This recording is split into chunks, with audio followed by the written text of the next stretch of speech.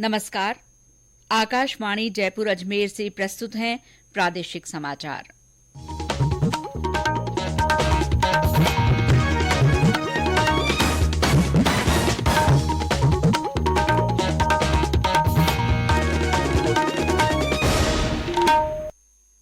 मुख्य समाचार।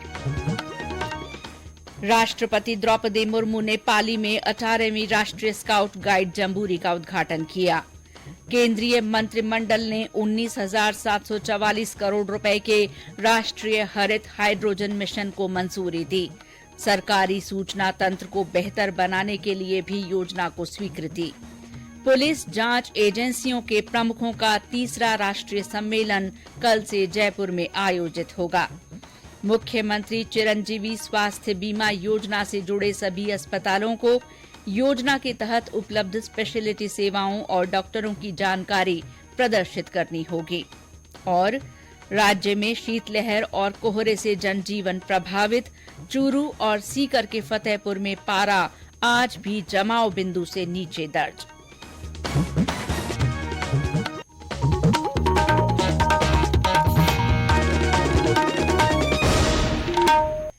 समाचारों के साथ मैं शीला चावला और अब समाचार विस्तार से। राष्ट्रपति द्रौपदी मुर्मू ने आज पाली जिले के रोहट में 18वीं राष्ट्रीय स्काउट गाइड जम्बूरी का उद्घाटन किया। कार्यक्रम को संबोधित करते हुए श्रीमती मुर्मू ने स्काउट और गाइड की प्रशंसा की और कहा कि देश को आगे बढ़ाने में स्काउट गाइड को अपनी भूमिका निभानी चाहिए। श्रीमती मुर्मू ने कोविड के दौरान स्काउट गाइड की ओर से दिए गए योगदान की सराहना की। कार्यक्रम को संबोधित करते हुए राज्यपाल कलराज मिश्र ने भी स्काउट गाइड की सराहना की। मुख्यमंत्री अशोक गहलोत ने भी इस कार्यक्रम को संबोधित किया। इस दौरान विभिन्न राज्यों के स्काउट गाइड ने सांस्कृतिक कार्यक्रम प्रस्तुत किए।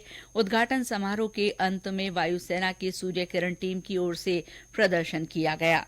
जम्बूरी में 35,000 से ज्यादा स्काउट और गाइड हिस्सा ले रहे हैं। भारत के अलावा कई अन्य देशों के स्काउट गाइड भी इसमें भाग ले रहे हैं। 10 जनवरी तक चलने वाली जम्बूरी में स्काउट गाइड अपने राज्य की संस्कृति और परंपराओं का प्रदर्शन करेंगे।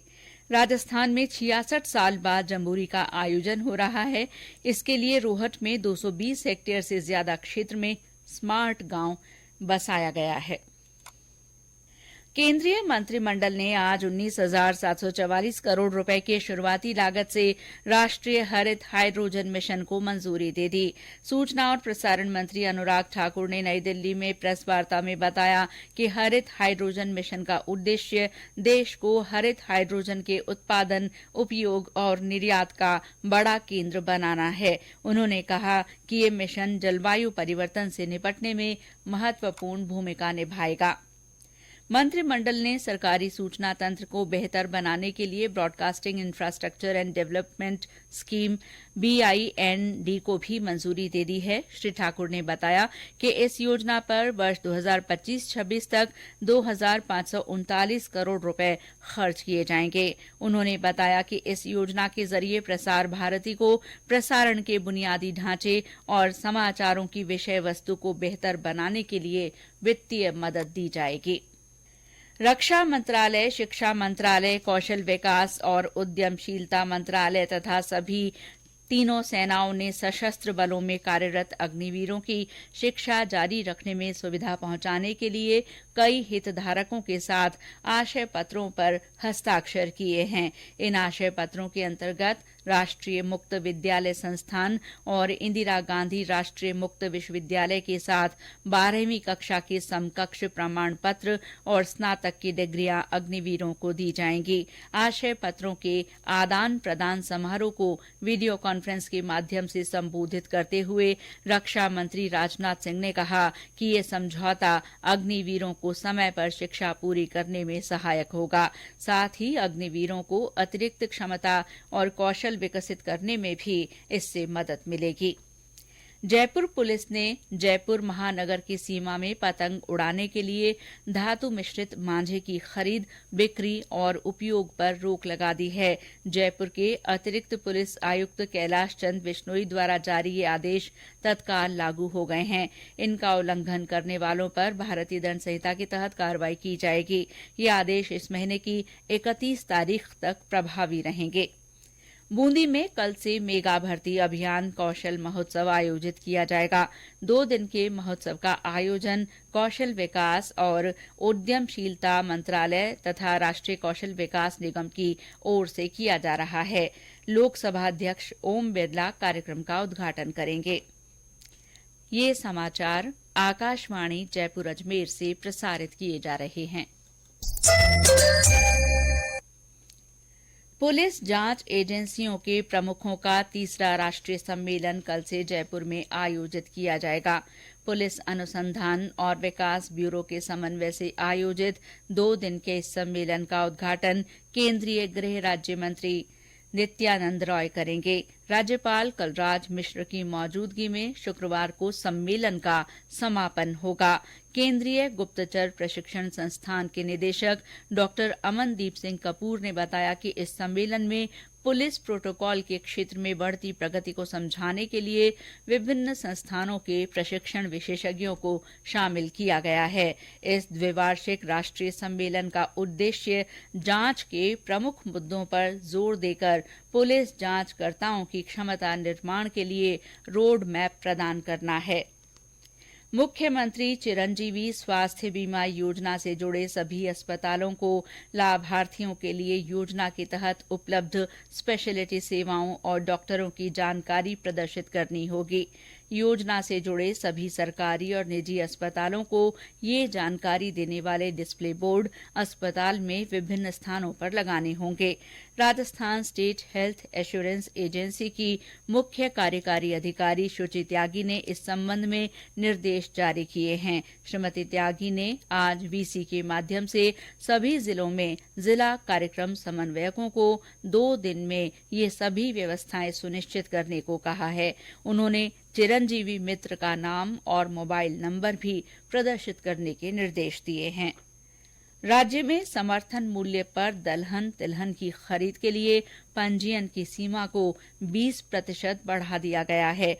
पंजीयन सीमा बढ़ाने से राज्य के 14 जिलों के 108 खरीद केंद्रों से मूंग के 11,500 किसान लाभान्वित होंगे। ये किसान परसों 6 जनवरी से पंजीयन करा सकेंगे। सहकारिता विभाग के प्रमुख शासन सचिव श्रेया गुहा ने बताया कि समर्थन मूल्य पर चल रही मूंग की खरीद के लिए 72,000 से ज्यादा किसानों ने पंजीयन कराया है। अब तक किसानों से 85,000 से ज्यादा मीट्रिक टन मूंग की खरीद की जा चुकी है। उन्होंने बताया कि मूंगफली की खरीद के लिए 22,500 से ज्यादा किसान पंजीयन करवा चुके हैं। आकाशवाणी समाचार जयपुर ने अपने श्रोताओं में मोटा अनाज के प्रति जागरूकता के लिए संदेश श्रृंखला शुरू की है। इसमें हमारे श्रोता संदेश भेजकर बता सकते हैं कि वे अपने भोजन में मोटा अनाज किस तरह काम में लेते हैं। आज का संदेश बाड़मेर जिले के भाटाला गांव से हमारे श्रोता खेताराम जोगपाल ने भेजा है। उन्होंने बताया कि सर्दियों में बाजरे की रोटी गुड़ के साथ खाने में बहुत स्वादिष्ट लगती है। बाजरे की रोटी को दूध, दही, घी और सब्जी के साथ भी खाया जाता है। बाजरे के दलिये को छाछ के साथ पकाकर राबड़ी भी बनाई जाती है। अक्षय तृतीया पर बाजरे के खिचड़े में गुड़ और घी का प्रयोग किया जाता है। हमारे अन्य श्रोता भी मोटा अनाज पर अपने संदेश लिखकर या रिकॉर्ड कर व्हाट्सएप नंबर 9414052368 पर भेज सकते हैं। आकाशवाणी समाचार जयपुर की ओर से शुरू की गई राजस्थानी समाचारों की वेबसाइट को आज 1 साल पूरा हो गया है।